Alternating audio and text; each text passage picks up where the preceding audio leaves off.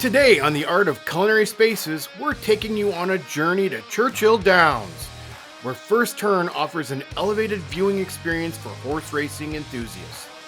With a premier food service venue that perfectly complements the thrilling action of the racetrack, S2O Consultants have crafted innovative back-of-the-house solutions to support this dynamic program.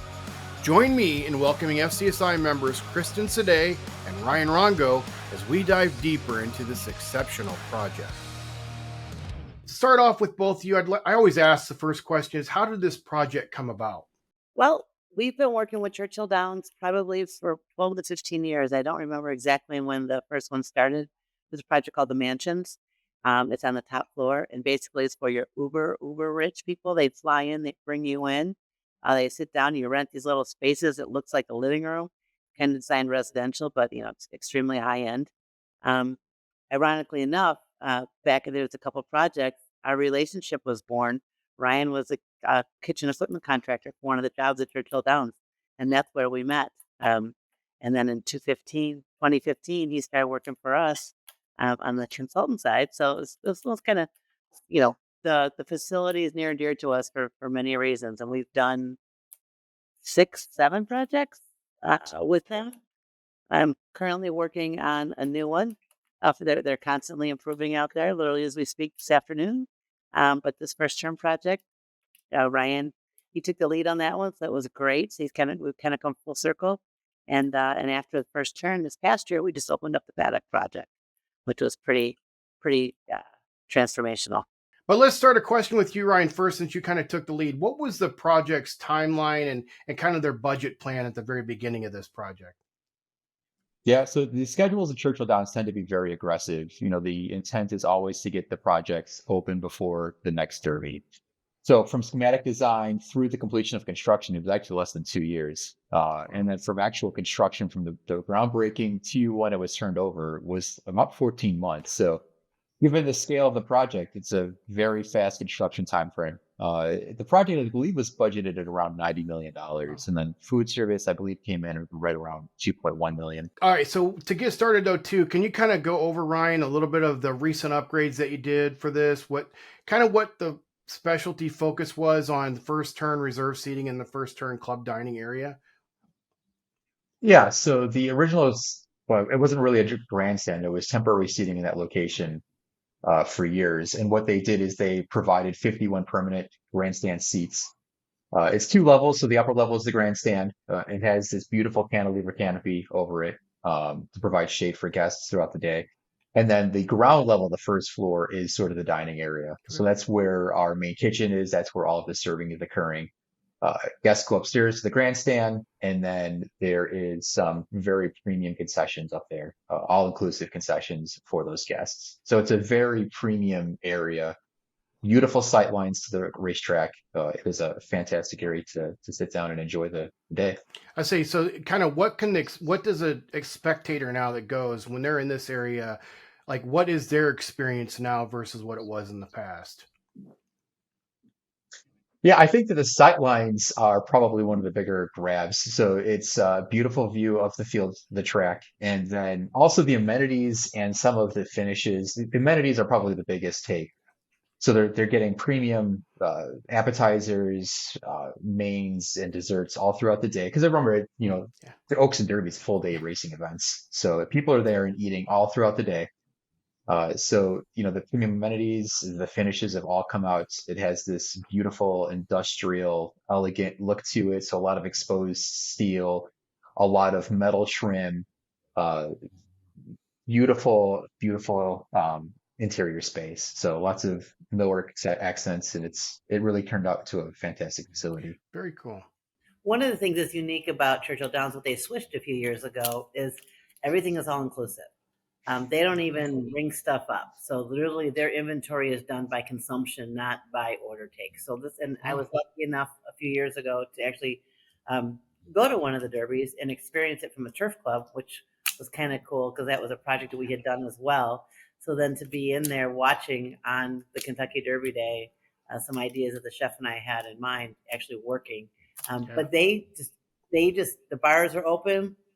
the food is flowing and it's all you can eat all day long. So it really is a different animal out here because there is no peak period. It just goes forever. And so you're building the infrastructure to handle this because, seats aren't cheap. It's an experience. So, and everybody knows in this industry that if the food and beverage fails, your experience is going to fail. So, um, a lot of work behind the scenes in order, a lot of volume, moving. We're talking pallets, and there's just different things to think about. And it's just, what are your paths of travel? It looks beautiful on the front, but if we don't have that back end working, it will fall apart. So, food in, trash out. How does that work through all the hats? Exactly. Question two: you guys have done a lot of projects, as you mentioned, Kristin, with Churchill Downs so far. How, when you're putting in a new facility or renovating the existing facilities or whatever you're doing, how do you blend the new with the historic nature of Churchill Downs? Because obviously, I'm assuming Churchill Downs wants to keep that historic nature of everything they do. So how are you able to blend that with when it comes to design, decor, everything, and even flow, if you will, of people? I think a lot of hats off to the architects. They tend to work with the same team, which is nice. There's some synergy going on between all of us. We have a great relationship. Levy operates it, so we talk to them. So every year they learn something different.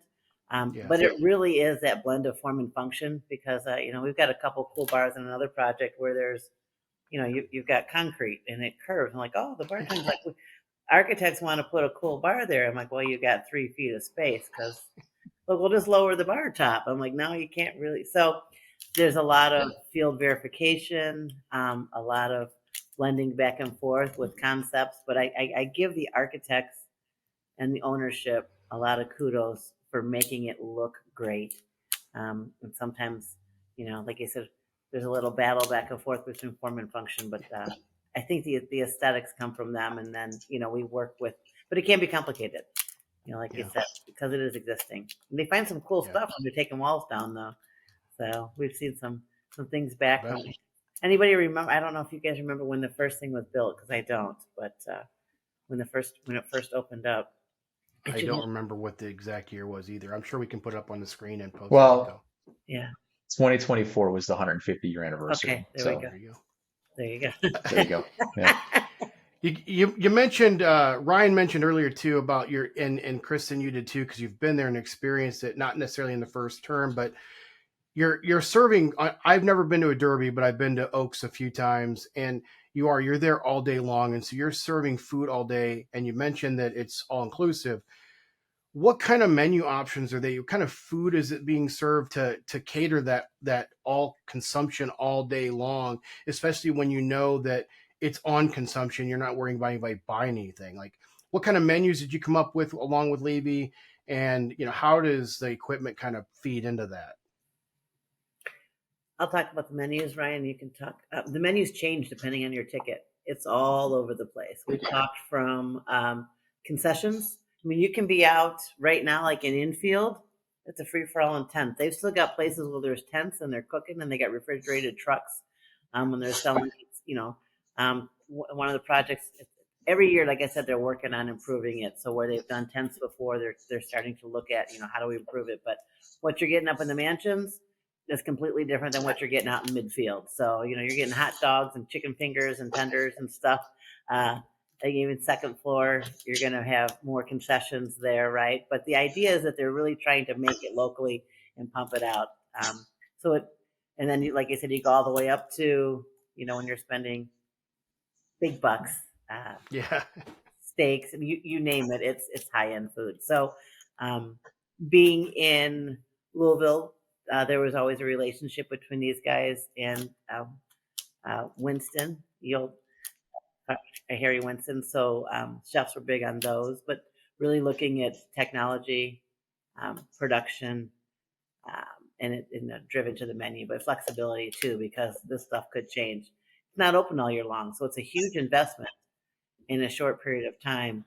So kind of balancing that as well. Ryan, have you seen, what are some of the things you've seen that are Yeah, I would say that this facility was obviously it was designed to operate independently, so it's not relying on support from other adjacent facilities on campus. So there's a wide variety of equipment located in that main kitchen that really allows them to provide a wide variety of menu items. And it does change from event to event, and it really depends on where you're at in the building. So in main dining, you've got a variety of appetizers, mains, and desserts that are being served. And then, as Christian mentioned before, in the concessions, you have your standard fanfare, burgers, hot dogs, bratwursts, barbecue items, Okay. chicken sandwiches. So different stations. It's sort of like that food Yeah. hall concession concept upstairs. So Well, you touched on in the equipment to support you that. touched on a little bit, Ryan, real quick. I want to follow up with that. Is so it's obviously, and Kristen, you mentioned too. It's built for the Oaks, the Derby, but they do races in the spring and the fall as well when open. So, what other uses is First Term being done for it besides just races? Is it done for catering events or private events, or is there other uses they're using this space for as well? Well, yes, yeah, there are other uses. So it is operated, you know, designed to be operated independently from the other facility. So they do lease it out for other catered Okay. events, weddings, receptions, meetings. So it is a very large footprint. I can't recall the exact square footages, but the dining room alone seats about 2,000 Oh people. wow. So it's a very large venue for renting. Yeah, each one of the spaces, and because the ticket prices are so they're so different, Yeah. they are there is security to where you're supposed to be. So not everyone can go everywhere. Yeah. It doesn't Hmm. work like that. So by the very nature of isolating some of these experiences, you also have standalone operations so that they can use it for catering other events. Very But at cool. a certain part of the day, the whole thing shuts down though. It is not open 365. So Yeah. there's a chunk of time that nothing's open. So Hmm. And Ryan, you said there's a tight time frames as well from time, once you can start construction to get it done. This one roughly with the 18th, 14, 18-month timeline, what were the biggest challenges to go through that to actually go from construction start to be ready for the Derby? Yeah, this is a great question, Wade. I think that some of the bigger issues that we ran into is this was, towards the tail end of COVID when lead times were astronomically high. We were looking at 14 months for fryers in some Yeah. instances or 12 plus months for certain pieces of equipment. So, we were constantly getting notifications from the construction team stating that, certain components, parts, equipment wasn't available in the time frame that we needed to. And the deadline is for Oaks and Derby. That stuff has to be in there in time for that event. Because that's the bulk of their revenue. It comes from those two Yeah. events. So there were a lot of uh, emails, coordination, calls to manufacturers to try and get product out there as soon as possible. And in some instances, we did have to make changes to our preferred selected manufacturers. If the entire campus is operating with one manufacturer, this is the one venue where it's different because the reality is we had to get equipment in place in order for this event to open, or in order for this facility to open for this Yeah. event. So that was probably our biggest challenge. And then when you get into expedited schedules like this, there's just a lot of coordination that has to occur in the field. So that's another one of our fun challenges is working with the construction team to ensure that everything's being built the way it needs to And be. and for those not familiar, I mean, when you've got a tight time frame like this, how often are you having the conversations with either partial teams or all of the team working on this together? Is it a weekly thing, a biweekly, monthly? What is it to keep that going on a tight time frame? Yeah, typically there are weekly meetings, recurring weekly meetings, and then it's always kind of as needed conversations. Yeah. So there might sometimes be 3 or 4 phone calls in a day, just 30-minute meetings that you have to powwow to kind of get through some coordination issues. Something popped up in the field that needs design team input, something needs to change that needs design team input, and so we're expected to be on those calls and help coordinate through those requirements, those challenges. And you're doing more now, obviously with more. You've done another project since then with the paddock, and you're working on more. Now that this space has been through two derbies and two oaks, what kind of feedback have you gotten from Churchill Downs about the new first turn experience? Good and bad, or all good, or either? Yeah, so we have a great working relationship with a great rapport with the sales team, the architects, the operator for the facility, which is Levy. We've spoken to everybody. We've gotten nothing but great feedback. The space is selling out very well. I mean, it's selling out way in advance of when the races are occurring. So um, I think that everybody's been really happy with the product. Everybody's been really happy with the food, and I think that we've gotten the same feedback for the new paddock Oh, facility. good. We're told that we've caught lightning in a bottle, which is always fantastic to hear. Yeah. That the space has done. I mean, the reviews from guest experiences have been phenomenal. So it's been really fun to work on, and we're really happy that it's worked out for the client Oh, and for the end that's users. great to hear. Kristen, a question for you. Not just Churchill Downs here. I know that you've done, in your career so far, you've done a lot of stadiums and a lot of venues. What advice do you give to other historic venues looking to modernize their facilities, but needing to maintain their unique character? We talked a little bit about it, or you touched on it a little bit earlier, but what do other facilities need to look for when they're trying to do both, modernize, but keep the character that they've got in this historic area? I think the biggest thing is know where you're going, know what your goals are, right? And what is, so you, from a food service standpoint, it really, do we have the infrastructure to support the numbers that we have to? I think we've seen increased points of sale just across everywhere, where it used to be for X amount of people, we would have one point of sale. So Yeah. even though we hear that labor is tough, we see, increased points of sale, number one, and have the money to spend to get the infrastructure in there. It really comes down to the heart of the kitchen, the space, and doing to make it work, to make it beautiful.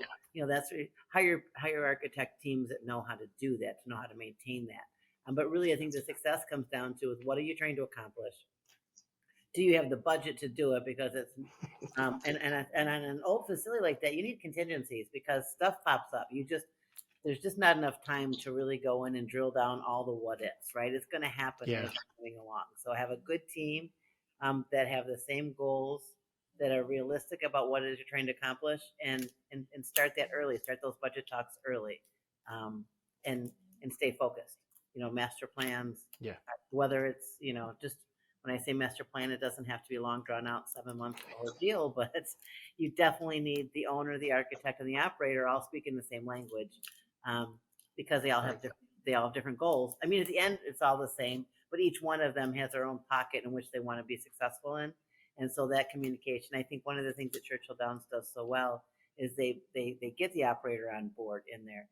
You've got the ownership going, well, we want to do this. So, Tiffany, what do you think? She's like, well, I think you're crazy because you Yeah. don't have X, Y, and Z, or you need X, Y, and Z, or this is what we did. So, having everybody talk about this is common goal, and then how do we each bring our level of expertise in there Yeah. to see it all wrapped together. It's never one entity. It really is a solid team. You touched on something there, and I want to go a little bit deeper dive in that. When Levy and you and everybody decided to go all inclusive for this space, especially and other places in Churchill Downs, we talk about the labor shortage, which a lot of restaurants say that they're having and everything right now. Does this help alleviate some of that shortage by going to all inclusive? I mean, or does it hurt? I mean, how does that affect labor when you decide to go from POS systems and individual buying individual items versus an all inclusive ticket? It just increases your speed of service, right? It's one Yeah. less step. If you think of the exponentially, the thousands of think about the time it takes, even just just like credit card. Yeah. So yeah, when you go all inclusive like that, it increases the throughput exponentially. People can say I want X, Y, and Z, and so you start you're designing for just massive amounts of food to keep going. You just Yeah. on and on. There's no peaks, right? You don't have your Right. ups and downs. So it just allows lines to move faster, right? You don't have to stop. You tell them what you want. You tell one person, someone else is getting it, right? So it's Yeah. a lot quicker. Ryan, looking back, is there anything you would have done differently in the design or the implementation of this project? There's always things that pop up in the field where you look back and you go, oh man, if only I'd known this, Yeah. maybe I could have done something slightly differently to make it work, move something over a foot and a half. But really, we've gotten feedback from the client, and there haven't been any issues or shortcomings. Something that was missed that sort of would have improved um, their ability to produce the menu. So for me, that's a win. Yeah. So design wise, I don't believe that there would be anything that we would end up changing. It's just, sometimes there's things that pop up in the field with coordination where you wish you would have just known, hey, well, I didn't realize that structural member was there. It's not really showing the plan. Yeah. But yeah. Well, hindsight 2020 isn't just a regular saying. We all know that when you can look back on something, Yeah. there's always little things here and there you wish you could have known beforehand. But or finding out if they're planning on storing pallets inside the walk-ins, so that you make the doors big enough because they're going to break them down and then they change their mind. So it's those kind of questions, right? Designing for flexibility. Do you want to spend the extra money on the big sliding door that you're never going to use if you're walking in and out? But all of a sudden, so asking good questions in the beginning, really understanding. And I think one of the things that people forget sometimes is the path of travel on these things. Food comes in, trash goes out. Yeah. So how do you do that without interfering and bringing, through the crowds of people? We all go to fancy weddings and the food just kind of shows up and disappears, right? There's a bunch of support back there that's happening behind the walls. So, square footage is always cost, all these things, everybody's battling for it, trying to shrink it down. You hear labor's tight, so those things are really important that we get right in the beginning, because if they don't have the right storage and, or someone said, well, for example, on a suite in a sports, I'm like, well, where's the pantry? And they said, well, you just load it up before the game. I'm like, oh, so we're going to have 6-hour-old food. That doesn't work, right? So there's a reason food service consultants have a job, because we can talk about that process. I think that's really important too, Kristin, because in this season, especially during the projects we're focusing on, the Project Showcase 2024 issue, that's mentioned a lot. The flow of everything is mentioned a lot in the projects. And I think that's what's really important about using a consultant is the right questions to ask about how the food is coming in and going out, and without interfering with operations during that time. And a lot of people don't think about that. They just figure out, well, there's a space I can throw something in, and not realizing by throwing XYZ into that space, it's really going to mess up your operation. So time and time again, the more I read projects, the more important it is about bringing in a consultant to talk to you about the flow of in and out of everything. Exactly. So kind of one of the final questions as we start to wrap this up, the one for each of you, or each of you can answer this one, I guess, is what was the most enjoyable aspect of working on this project?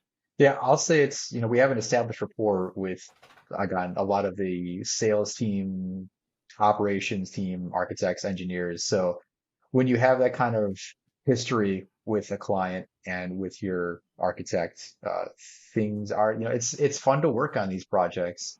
So we have a lot of fun. There's a lot of great communication, and working in the sports segments in general is just a fun segment to be in. Yeah. So I would mirror that. Oh, first of all, it's an iconic building, and so when you can go in there and actually I love getting behind the curtain and stuff, right? Seeing, just hanging out, looking at the twin spires, right? Oh, it's a Tuesday afternoon. See cool things from behind the scenes, how they work. That always intrigues me. So when it's like, again, being iconic to get behind the curtain, but also like Ryan said, the team. We can't do our job.